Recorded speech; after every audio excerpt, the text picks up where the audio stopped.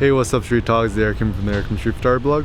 So another random thought I wanted to share with you is this notion of studying composition. So I think the cool thing is, as photographers and visual artists. Oh, sorry, man. Yeah. What's up, guys? What's up, man? Yeah. What's up, man? Google search Eric Kim. Eric Kim? Yeah, baby. I love the Audi. I like your car. Thank you. So one of the cool things with studying composition is that you can essentially study composition anywhere. So I used to think that when studying composition you could only do one or two things, that, you know, look at photography and that's pretty much it. But I've actually found that my biggest sources of inspiration in terms of photography have actually been outside the field of photography. I love to study like automobile design, watch design. I love to look at clothing. I like to look at fashions. I like to look at Japanese woodblock printing, UK. I like to talk to people, and I like to look at textures, textiles, colors, everything.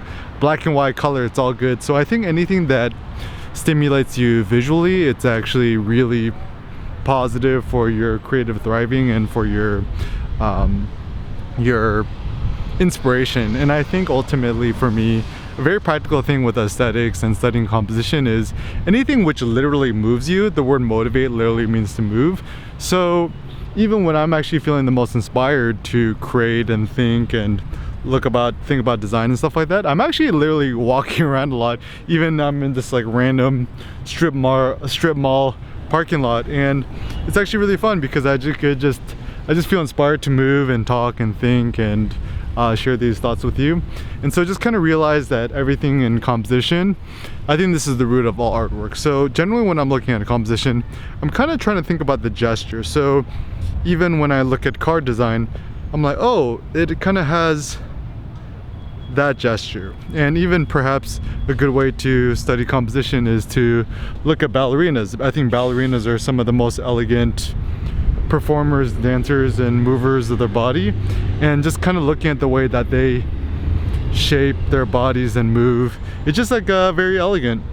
And I think that once again, the problem is that with composition and photography and art, we tend to just silo off these different compositions, and we think that, oh, this is a composition in music. Because like even the word composition, you know, you talk about a musical composition, you talk about the composition of atoms and sciences. And so it seems like the optimal strategy is to not just think about composition in just very small domains, but to realize that compositions encompass all sorts of life. So you can study composition in nature and looking at trees. You can look at composition and look at the human body. Anything that is comprised of something is generally a good composition. So yeah, I would encourage you to just open up your mind, expand your mind. Don't just think that composition is just one thing or another. Everything is composition, and never lose inspiration. What are some other forms of composition that you personally find inspirational? Feel free to leave a comment down below, and we can all continue to learn and thrive together. Thanks a lot for watching, guys. Peace out.